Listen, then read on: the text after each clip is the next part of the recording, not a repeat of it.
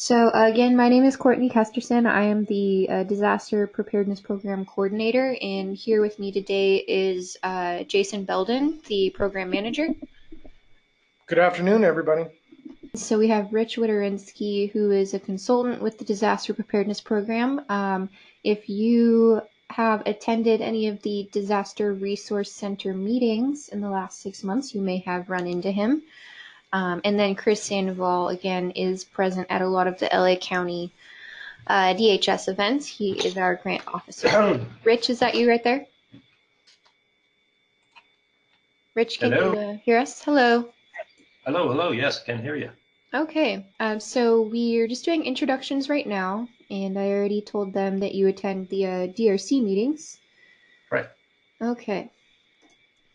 So for those of you who have joined us before, you may remember this slide. We haven't shown it in a while, but again, just to recap. So this webinar series is every other month, and we use it to get information from LA County Department of Health Services in their Disaster Resource Center program to long-term care providers. Oftentimes, we know that you have a hard time finding time in your schedules to leave your buildings to make these meetings, so we do this webinar to try and encourage you to stay in touch with the County Coalition and just give you more opportunities to get involved. So you have also maybe seen this list of acronyms here. I actually snuck in a new one for today. This one here, MSEL, the Master Sequence Events List. We just pronounce it MESEL. So you'll hear us refer to that today, and we'll explain what that is later. And then today we are going to be talking about the LA County Medical Health Exercise. So you may have been familiar with the statewide medical health exercise. This year LA County is doing their own version, so you'll see this acronym here pop up over the next couple months as we sort of get you ready for the exercise on November 15th.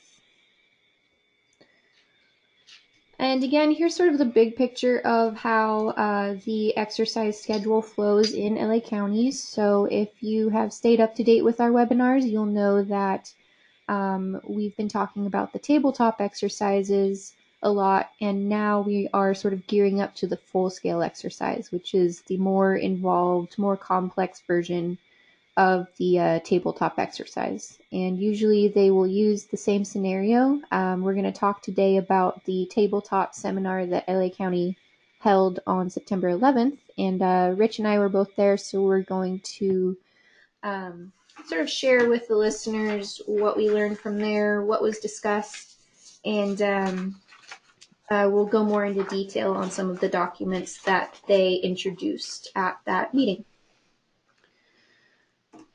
And then again, I just wanted to show this diagram to everyone on the webinar. I know that we put it in pretty much every webinar, but I think that it's just a really good visual to remember sort of how the emergency preparedness program encompasses a lot of the different things that we talk about. And you can see that at the very top there is the exercises where you're really putting everything together and getting to see it in action. Okay, so Rich and I were both at this seminar on September 11th, and so LA County, they do this seminar every year. Last year, I think there were maybe only 5 skilled nursing facilities that attended, and then this year there were, gosh, like at least 50 people from long-term care in the room. So if you attended this and you're listening today, thank you very much for coming, and I hope that it was valuable to you. Rich, do you want to talk a little bit about the September 11th seminar? Yeah, it was very good. It was all inclusive. And one of the things that really impressed me was how they took and literally broke down what radiation meant so that you can empower your staff in the event that a radiological disaster were to occur or there was some type of a terrorist bomb, dirty bomb. And so, again, I would like to encourage people to get a hold of the PowerPoint that was available and do some in-servicing with your staff because people don't know about radiation and they're very fearful of it. Right.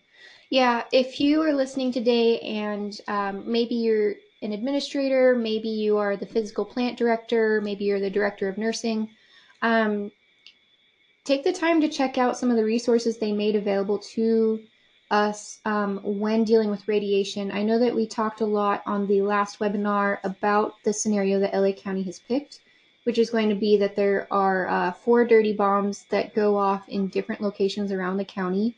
And so Rich is right. They spent a lot of time at this seminar kind of just unpacking what a dirty bomb is, what kind of effects that would have, and how it's different from some sort of nuclear holocaust event. And I learned a lot as well. So it was so much information. It was a little overwhelming even for myself. But again, just familiarizing your staff with what sort of procedures you would take if there was some sort of radiological event that goes off. Would you lock down? Would you evacuate? We're going to sort of take a look at that closer today. And then they had ReadyNet go up and present as well, and they talked a lot about some of the new features they're putting in for long-term care providers. And so ReadyNet is really a huge part of responding to these exercises. So I made a poll for the people on the webinar today, and I just kind of want to poll people and see what your level of preparedness is for getting involved with ReadyNet. And I prepared one. We will see if I can get it to go. All right. Perhaps not today. I prepared it, but I do not know how to get it in. Maybe it's under questions. Can I mention something too? Oh yeah, here you go, Jason. Sorry, this is Jason with CAHF.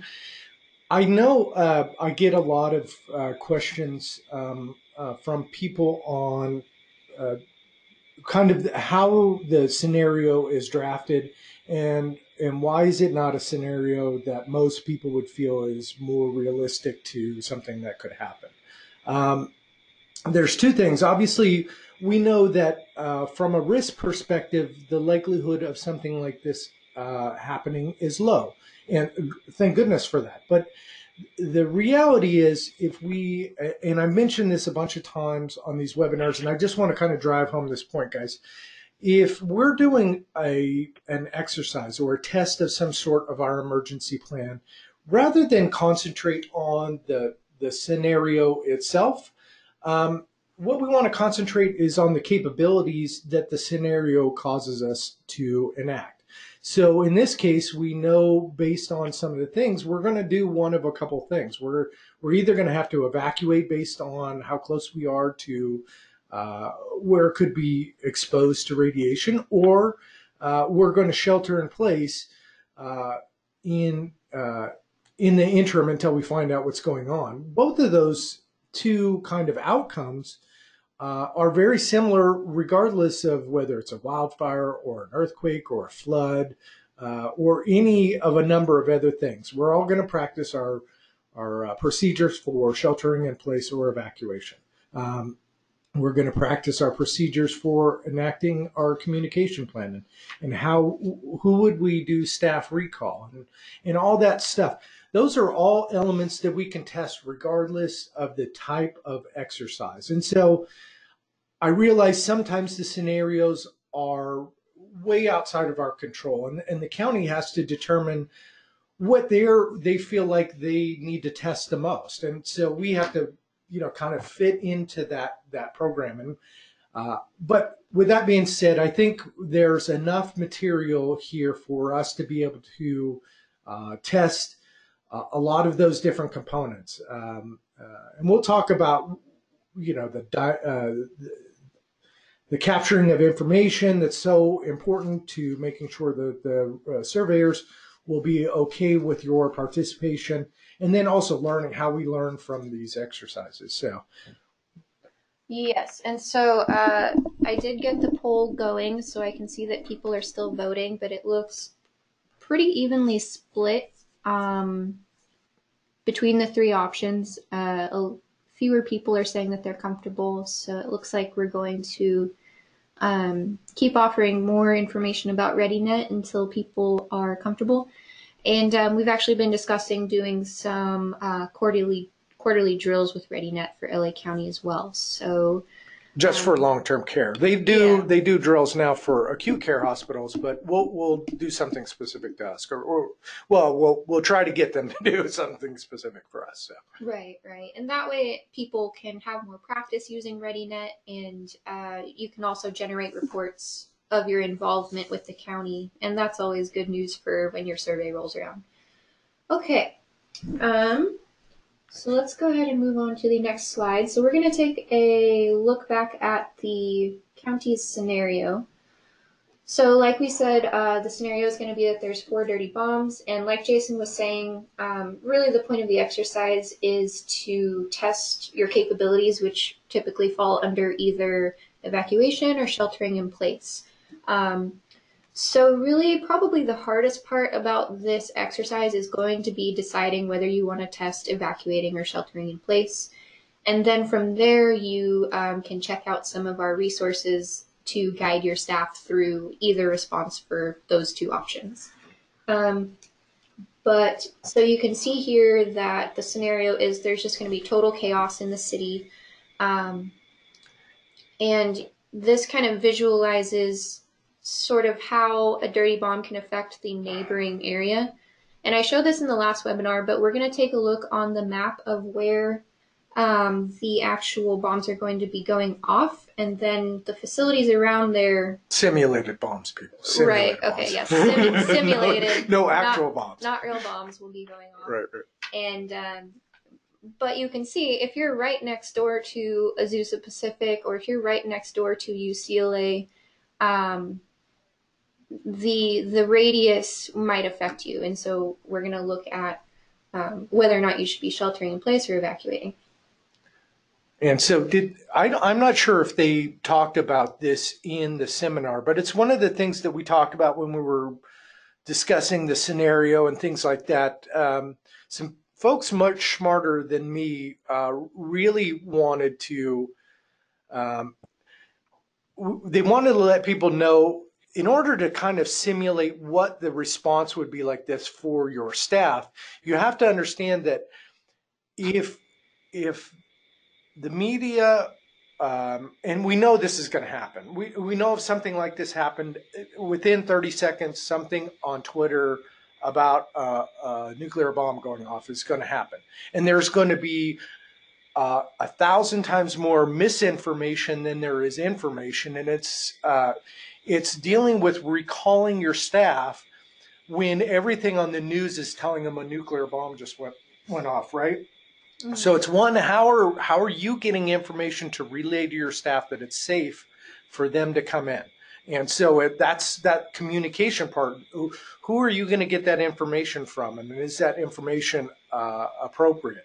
And then, being able to relay that to your staff, because certainly if you called me and asked me to come in after a nuclear bomb went off, I would want to know that the area you were asking me to come was safe. So they want you to understand that you need to seek out that information when you're doing an exercise or a real event so that you can make decisions based on that information. So in your exercise, plan to do that, whether it be simulated or actually, maybe we could talk to Chris about how would we communicate with the Medical Alert Center to get updates, status updates of where the danger areas are. So, yeah. And then Courtney mentioned the evacuation versus sheltering in place, what factors decide this. Also, activation of the EOP. Who is responsible for this? I talked to a lot of people who just assume, well, because this is going to be at 8 o'clock on a Thursday morning that they do the exercise, the administrator is going to run the exercise. But that's not always going to be, well, certainly it's not, the administrator's not on duty 24 hours a day. So you may think about maybe challenging yourself, maybe saying you were on vacation or another thing, and the administrator act as the observer rather than the evaluator or somebody going to run the exercise, and let the running of the exercise be done by other staff so we can get an idea of what would happen. So yeah, no, that's a really great point. And we're going to dig more into that later and really break out those different roles for everybody listening today. And then before we move to that, though, I have one more visual aid of what the exercise will kind of look like. So again, here is our map of almost all of the long-term care facilities in LA County. And then that's where the bombs will allegedly simulate, right? And so you can see that the people in, you know, the central area, they're probably just going to be, you know, on high alert, maybe go into some sort of lockdown, maybe just be monitoring their staffing levels in case their folks are affected in a different part of the area. Like say your staff lives up in San Fernando Valley, and now they can't get out even though your facility has not been affected. So you can see even if you're far away from one of these events, there's still something that you can technically be exercising on, even if it is more just sort of like a high alert kind of thing. That still counts for these exercises. It's really just about activating your plan, knowing who you're supposed to be communicating with, and then you go from there, depending on what you want to test. Yeah, and you know, there's certainly, I mean, you can make it as expansive as you want. You can talk to other providers, and you know, one provider could simulate evacuation to another provider. You know, there are a bunch of things that you can do within this exercise that will test specific elements of your plan to make it appropriate to you. Mm-hmm. If any of the things that I've mentioned have brought questions in your mind about, oh gosh, how would we actually do that? You should be testing that 100%, because this is a time when you want to get it wrong. It's not when the actual event happens, you don't want to get it wrong. So we want to do it. We want to test this, get it wrong, figure out how to make it better for the next time. That's kind of the goal for this. There's nothing wrong. There's no bad in getting it wrong during the exercise. Let's put it that way. So. Right. And Jason, this is Chris. Go ahead. So for those of you who are not near the actual site, the things that you can be testing is communication with your staff. Mm-hmm. So the event may be near your staff member's home, and they may be in the route to get to the facility. So that's one thing you can test is communication with your staff. If you don't plan on shelter in place, or you feel that it's too far away, or you have the lockdown procedure, everyone knows how to do a lockdown or a shelter in place, then you can test your staff. How will you communicate with them? Yeah, and yeah, that's just to drive that home. I know this is a little bit different than September 11th, but if folks can imagine what was going on in New York City during that day when we were having this large-scale event, and us watching it, we had no idea what was coming next. We all remember that feeling of, holy cow, what's going on and what's going to come next. So if something like this happened where multiple sites were hit at the same time, believe me, mass panic is going to go into effect. And so that communication plan that you have with your staff to be able to engage them and also give them the appropriate information to encourage them to come into work if you need staff, or just share that information horizontally so everybody's in the loop. That part is going to be the hardest part in this particular exercise, is getting the right information and getting it out to your folks. So. Right. And I don't think that Chris got a chance to introduce himself. The other speaker that just joined us, that's Chris Sandoval from the LA Department of Health Services. So thank you, Chris, for joining us. But yeah, Jason and Chris brought up a good point. The objectives that were written for long-term care, it's really just about activating your plan, communicating. So I think that we've made that part clear. If you're more comfortable with sheltering in place than evacuating, that still meets the requirements for the objectives for the exercise. Courtney, Rich, I'd also like to add that we learned something at the Error at Home by that one administrator who said he needed something like 20 MOUs with different nursing facilities in order to be able to discharge and evacuate his facility. And I remember when I was an administrator, if I had 2, 3, 5 MOUs, I thought I was doing wonderful, but do the numbers. So a person may have 2 patients, beds available at one place. They may have 3 at another place, 1. So now's the time to go around and institute as many MOUs as you can, perhaps out of your region. So if, for instance, if you're in one of the regions in Los Angeles region of CAHF and in Region 4, and you found facilities in Long Beach that have a similar patient population, that would be a good thing to do, is to contact them and get an MOU. Exactly right, yes. Yeah, Rich makes a great point. You can never have enough of those MOUs. They don't cost you anything to sign them with anybody else. Mm-hmm. My recommendation is the more the merrier, because you don't know, how folks are going to react after the disaster, and maybe the folks, the places where your folks get transferred to, don't want to agree with the MOU that you have. So you want to get that stuff out of the way before an event happens, if at all possible. We've had some folks sign MOUs on the back end, and that's worked. And then we have some folks that agree on an MOU on the back end and don't meet the obligations, and it has really caused problems with billing issues. Who has the resident? Does the resident go to the new place? Did they stay at the old place? The point is, make sure that you get the stuff done before the event, not necessarily on the back end of an event. And so, right. And we recently just updated our page on our website, cahfdisasterprep.com, for MOUs. So there's stuff on there, not just for patient transfers, but for vendor resupply. There's a few different things on there now. So that's got some new stuff on there. And then before we get too far, I forgot to mention what we have in the handouts for today. So we've already talked a little bit about these objectives for LA County SNF providers. You can actually find that in a Word document attached in the handouts menu for this webinar. And then there's also a Word document on there called the exercise plan. And that is LA County's sort of handbook to participating in this countywide exercise. And it's got everything in there from A to Z. It's got almost too much information. Like, there's probably only a few pages that might apply to long-term care.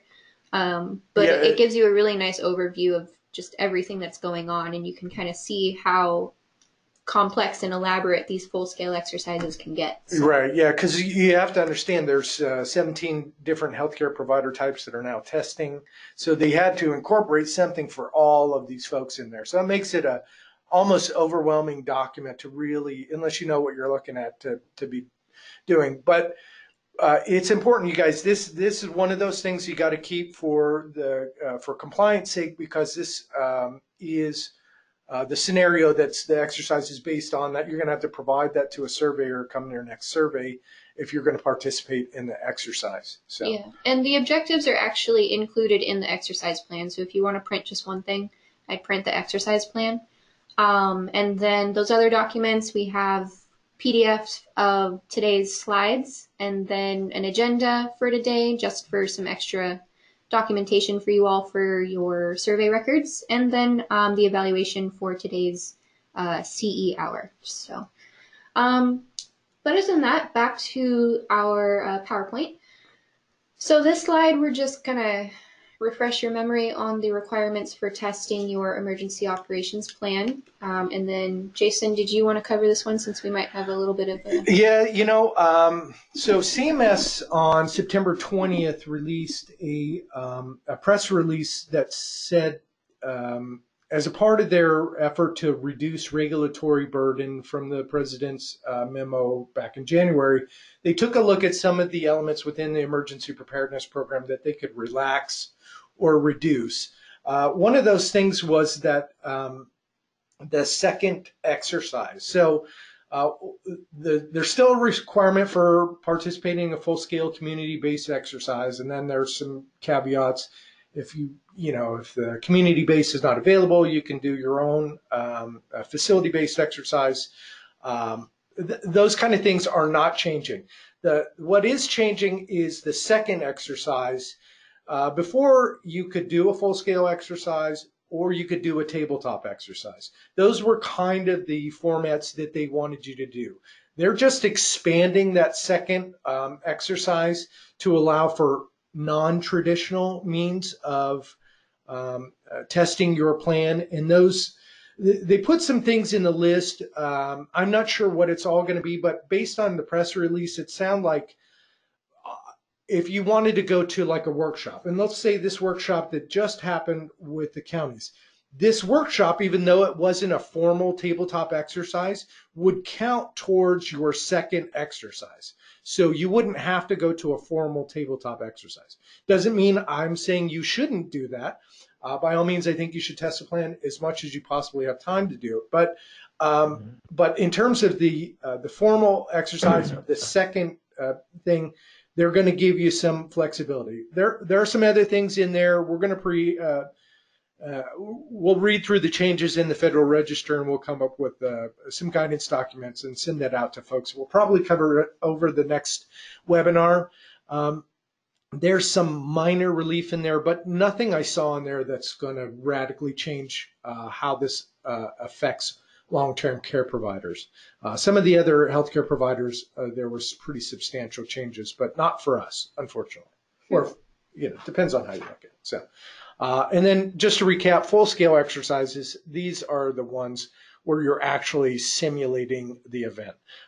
So when we talk about communication plan, that's you actually calling the county or whoever you have and saying we're participating in our drill, yada, yada, yada, whatever it is, but it's actually doing what you would do in an actual event, whereas the tabletop is where you talk through the event. Let's see if I can get that too. Oop, now you set the space bar. Oh, guess not. There we go, figured it out. All right. So just looking at that document I just mentioned in the handout section, the exercise plan, or X plan, because we seem to like to shorten everything when we can. Yeah. So this, again, is the guide from A to Z about how to participate in this exercise.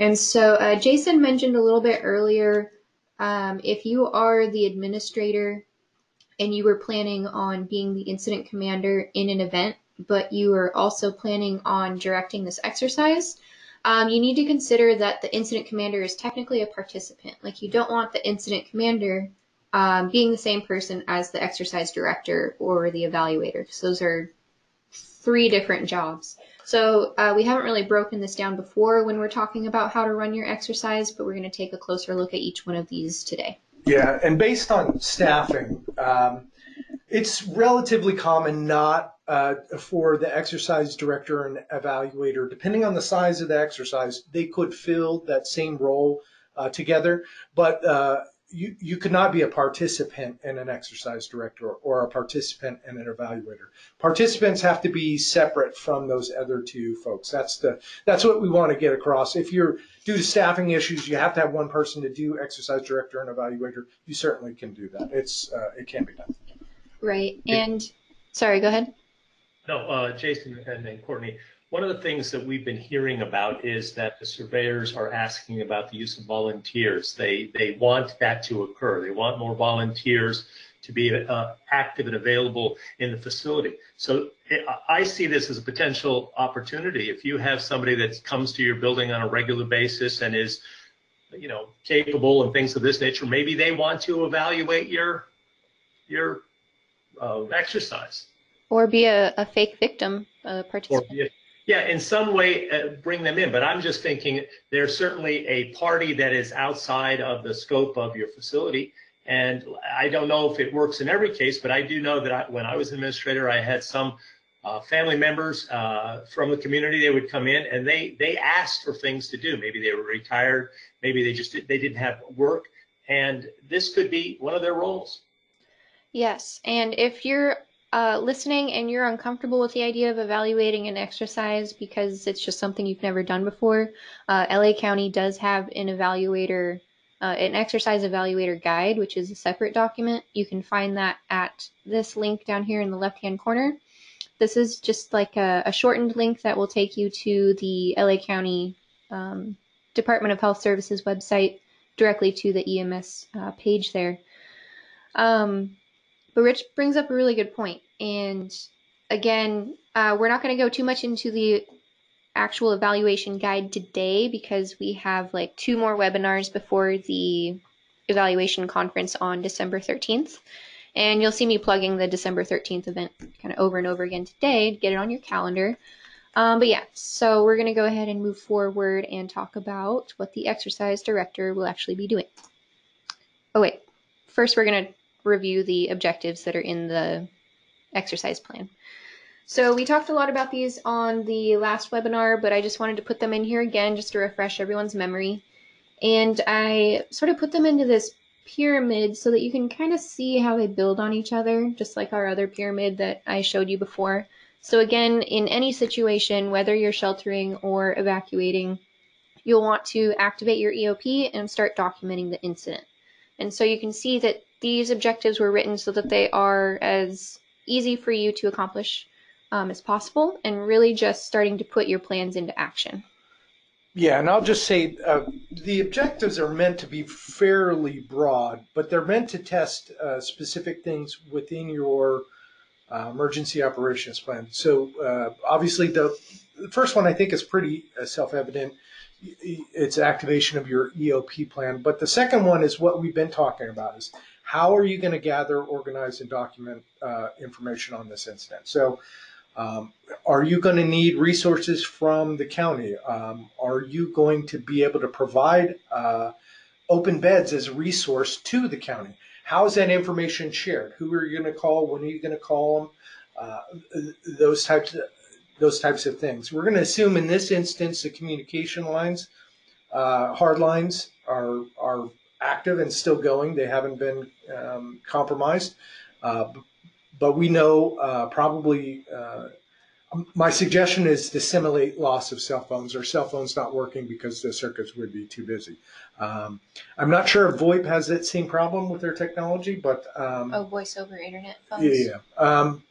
But the point is, think about that stuff and test it when you do it. Objective 3, if you're going to make shelter in place and you're relatively close to where they anticipate the fallout, even if you didn't know, if you just heard a dirty bomb had gone off, how are you going to secure your building to prevent the flow? Because we're going to assume at the beginning you're not going to know what the risk is. And so would you have your maintenance staff go outside and set the HVAC to recirculate? How would you block off fresh air intake so that radiation didn't come inside the building? All those things, you need to think about.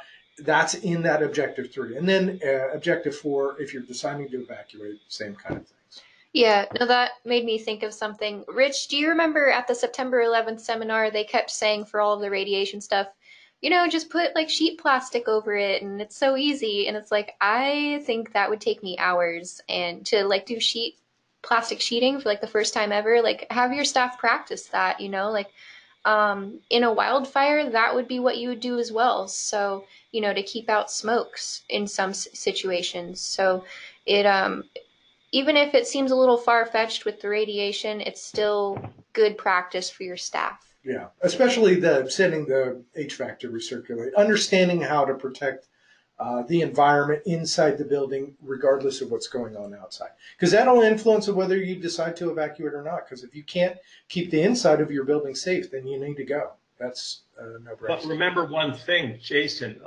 it's going to be hot in your building. Just throw that out because of the fact that you closed down your HVAC and things of this nature. Another thing is that the doors should be closed, the windows should be closed, and if there are any cracks out there, they should be taped. Mm-hmm. But the fact is that so when that occurs and you have it getting warmer, remember you have to hydrate. You have to get around and start giving people liquids and things of this nature as much as possible. Yeah, it's well, that's why we exercise, because there's always something that you don't think of until you're in it, right? So, and then here is a screen capture of that master sequence of events list that I mentioned at the very beginning. We like to call it a MSEL for some reason. And so again, this is just an Excel spreadsheet. This is actually the one from last year because they have not put up the 2018 MSEL on the EMS website, but again, I will make sure that that gets relayed out to everyone who's on this webinar series when we get closer to the actual event. And I saw in the questions box that someone was asking, how do we register for November 15th and then the follow-up meeting December 13th?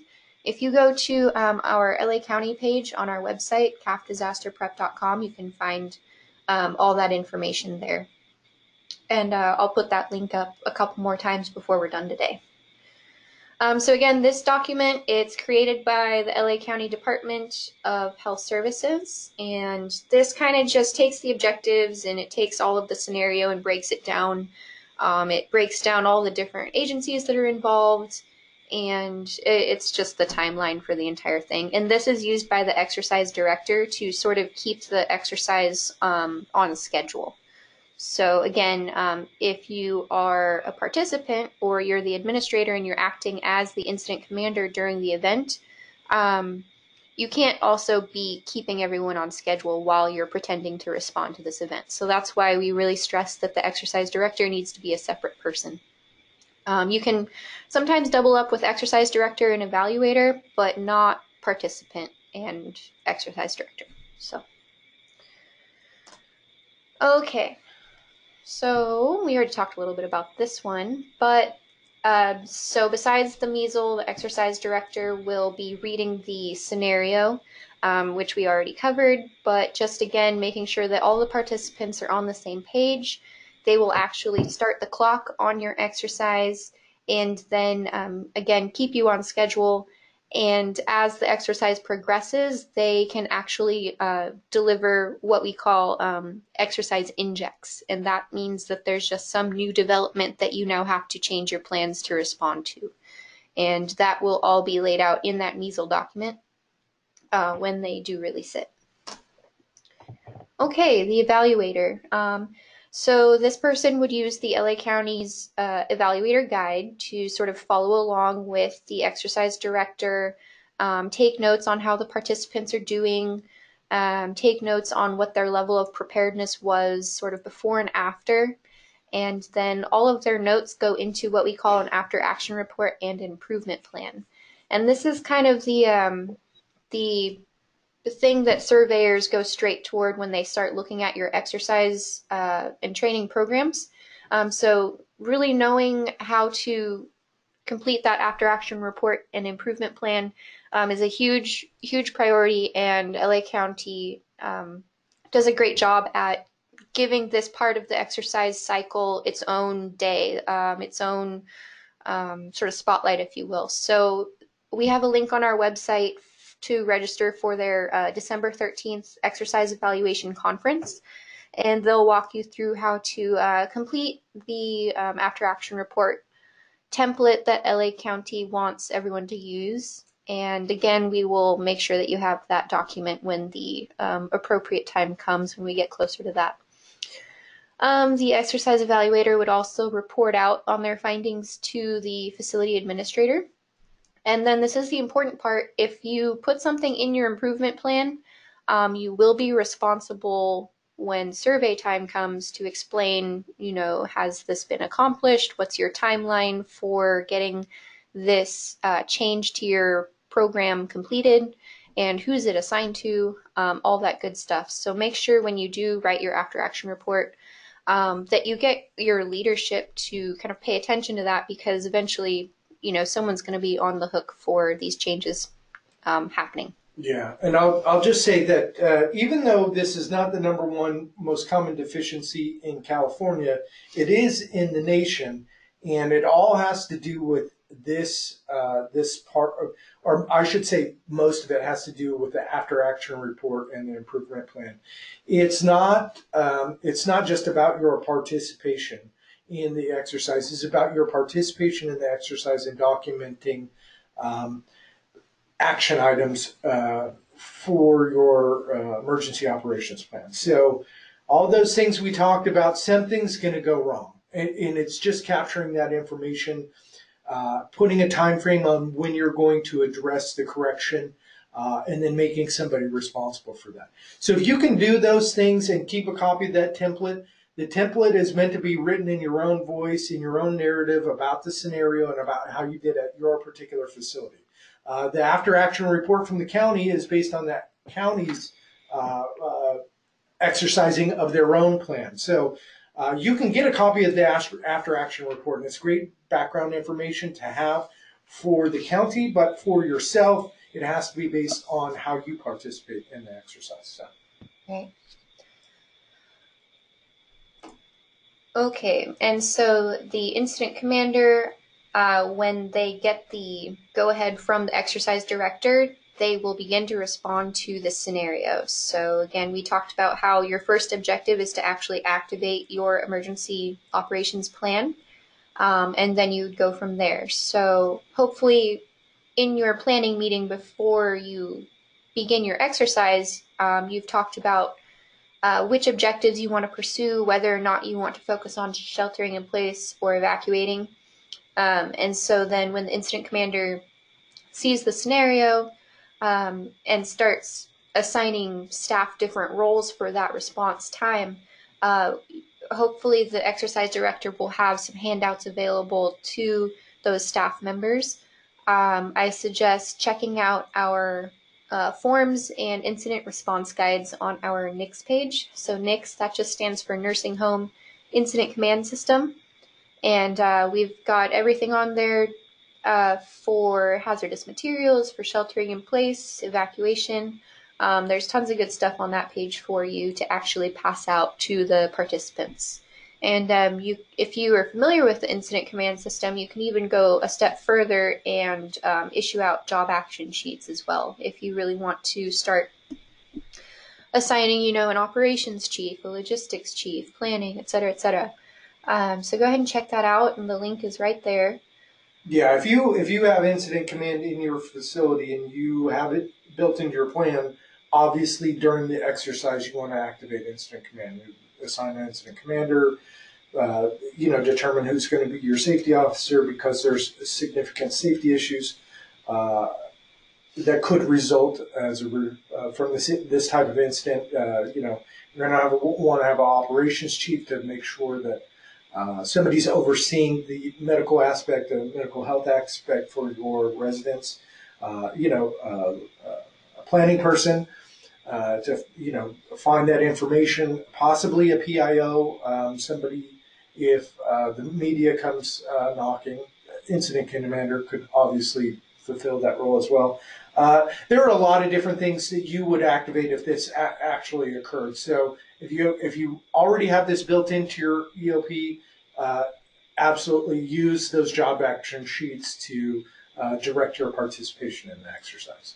Right, and I believe in some of our past webinars in this series, we've sort of dived into NICS a little bit more. So if you have seen some of our past webinars, you might know what we're talking about.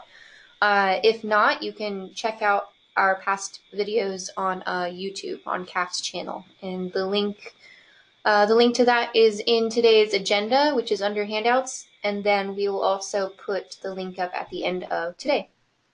All right, so moving along. So we've thrown a lot of information at you, a lot of documents that you haven't really had a chance to even read yet, because it's all just sort of new information. But hopefully this little graphic here can help you kind of see how it'll flow. So the blue column there, LA County, is the origin, the author of these documents. And then the exercise director would take those and customize them to your facility. So at this point, that's when you're deciding whether or not you're going to shelter in place or if you're going to evacuate. And then any other areas in the scenario where you think that you might be able to sort of tailor it more to your building.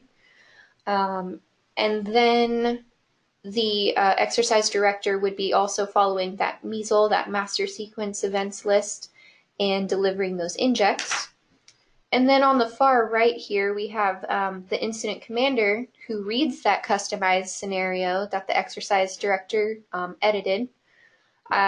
They will sort of make their decision when the exercise starts, how they're going to respond.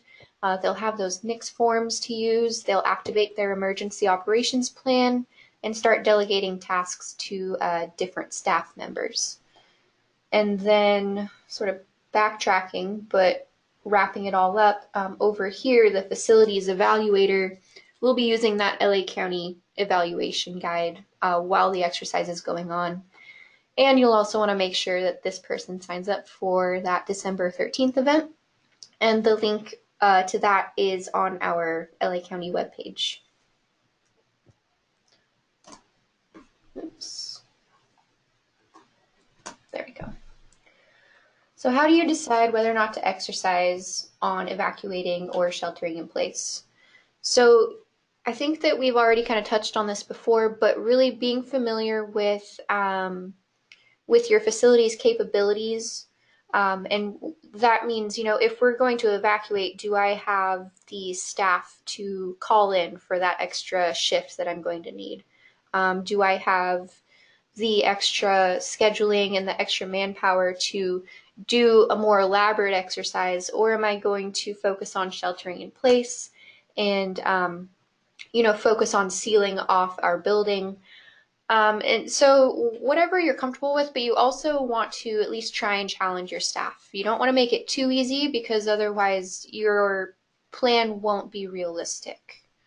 And then lastly, a lot of this exercise is hinging on whether or not you're plugged into ReadyNet. You can accomplish the entire exercise without ReadyNet because of that MSEL document, which will, you know, kind of clue you into what time of day things are going to be happening. You can still submit resource requests to the EMS agency via email and I believe fax. But ReadyNet is pushing really hard to make it as easy for you as possible to use their platform. So referring back to our poll from earlier, we are going to keep offering more information and finding more training opportunities for everyone so that you do feel comfortable using ReadyNet in an exercise like this. Yeah, I think we got enough response from folks that I think at least a webinar showing the operability of ReadyNet should be. We should do that pretty soon. So we'll work with ReadyNet to accomplish that based on their schedules. Mm-hmm. And we do have a webinar from last November where we talked a lot about how to use ReadyNet, but they have made a lot of changes. So we're going to do sort of an update. And let's see, we have a question here. I'm going to look really quickly. Where can we obtain the resource request form? That is available on the LA County EMS webpage. Chris, do you happen to know the link for that, or what part, where on the website that's at? Oh, I do have a link for that on one of our slides. Okay. It'll show up again, but it's just that like shortened link that says LA County. Okay. Yeah, because it's a really long address, so I made it a little easier. Okay. But also, I think ReadyNet has the resource request form built into it. Yes. So if you were on ReadyNet, the resource request form is already available. And when we say resource request for those that are uninitiated, that's the process in which you would make a request of the county for some type of resource, whether it be staff, whether it be supplies, whether it be medical equipment, whether it be transportation, assistance, location of beds, all of those things. When you're looking for help, that's how you submit those requests for them. And they use those forms because traditionally we, during a large-scale natural disaster where it's possible to get reimbursement from the federal government, we have to, basically dot the I's and cross the T's in a specific way in order to be able to get reimbursement. And that's why they do it in that particular format, and that's consistent across every county in California when you submit those resource requests. So it's not just LA, nobody's doing anything unique for Los Angeles. Everybody has to do that. So. Mm-hmm. All right. Jason, Jason, this is Rich. The other day at our meeting, DRC meeting at Presbyterian, I asked about the resource request because, you know, I thought it was like free stuff. And they say, no, it's something that you will have to return in the future. So it's not like they're gonna give you an ambulance or a truck or a van or something, and you're gonna have a new vehicle for your staff. Yeah, and it's all kinds of stuff. The ones we see, you know, just random durable medical equipment like bariatric beds or wheelchairs or things that are, you know, that may get missed out when somebody evacuates, and they can't get that stuff to the new facility. So those are things that once you're done with them, you're going to have to give them back. So for sure. We actually have a picture of the resource request right here. And so you can see, yeah, it's pretty standard. And if you're on ReadyNet, it's already built in. I will say that if you're filling out the paper version, you need to make your requests as specific as possible. You know, don't just say, send me a bottle of aspirin. You need to say, send me a bottle of aspirin with 100 tablets. Send me 1 critical care nurse. You know, otherwise they might just ignore your request or return it. But in a disaster, they probably will not have the time or bandwidth to say, oh, sorry, could you resubmit this, please? I don't know what you're talking about. They'll just move on to the next one. So again, if you want, I'd go ahead and print out a couple of the paper resource requests in case, you know, you don't have internet when the stuff hits the fan. But yeah, okay. So that was a little side note. And we do have about less than 10 minutes, so I'm going to just kind of make sure that we get to the end of our PowerPoint here. So we're pretty much done. So that link to the EMS webpage, again, it's a super long link, so I made this short one here in the bottom right-hand corner. It's just, you do need that HTTP on there in order for it to take you to the page, I think. But that's just bit.ly/LA County EMS. And that should redirect you to their page. And then on the left-hand side, we have our website, and this is the link directly to that nursing home incident command system that we've talked about a lot today. So this is our recap. So again, just read over the objectives, talk to your staff about participating in this exercise. Think about if you're an administrator and you want to be the incident commander in the exercise, who are you going to get to be the exercise director / evaluator. And then also, if you are the point person for your facility for their emergency stuff, make sure that you register on our website. Let me make that clear because we have coordinated with county events before, and I don't want people to get lost. So there are 2 events coming up that LA County is organizing.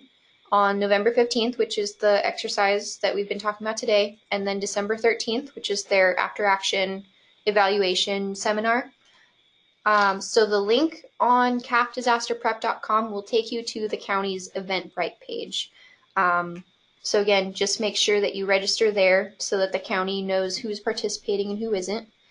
And then if you have any questions about how to get registered, if you have trouble navigating our site, please let me know. Because I want everyone to make it if they can.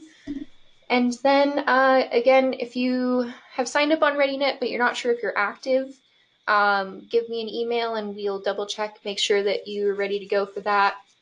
If you haven't signed up for ReadyNet, you can go ahead and sign up, but there's no guarantee they will actually get you in the system before the exercise in November, because I know that ReadyNet, they are doing a lot of development stuff right now.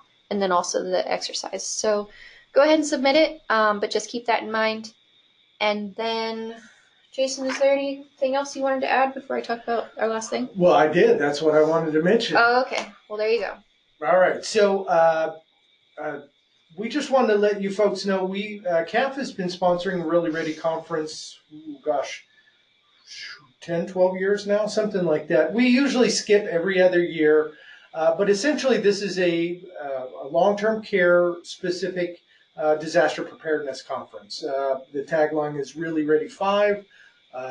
This is technically the 6th one I think we're doing because anyways, either here or there. We've got a lot of really fantastic speakers that we pay to have come from all over the country that are fantastic. Obviously we've got keynote speaker Frank DeAngelis. Frank's not necessarily going to talk about how to respond in an active shooter situation, but he will talk about what are the kind of those things that you deal with your staff after a disaster and how those events last and how we accomplish the recovery process. All things that we pay less and less attention to. We concentrate a lot on recovery, but never the long-term effects of a natural disaster or an active shooter situation. He's got an extraordinarily powerful message to bring to you guys. So we'd love you to come out, listen to Frank speak. But he's not the only one. We've got folks from the chief from the Cal OES cyber crimes unit's going to come talk to us about how to protect ourselves from cybersecurity threats. We'll have folks from all over, literally all over the country will come speak, just talk about disaster preparedness and specifically disaster preparedness for long-term care. And we will have 2 tabletop exercises. So if you want to practice more on running a tabletop exercise, experiencing a tabletop, or you just want to get one of your requirements out of the way, definitely come check out our conference. It's 2 days in Anaheim, so if you have a family and you want to check out Disneyland, that's also an option. Yeah, although you guys could probably drive there, but we'll be flying in. I will say that our room block is relatively small. I think we only have 200 rooms reserved. So if you are going to reserve a hotel, go register now and get signed up, because those should fill up pretty quick, because we expect folks to come from all over the country, not just Southern California. So anyways, we want to say thank you. We're going to address some of the questions, talk about where the DRC tabletop exercises are.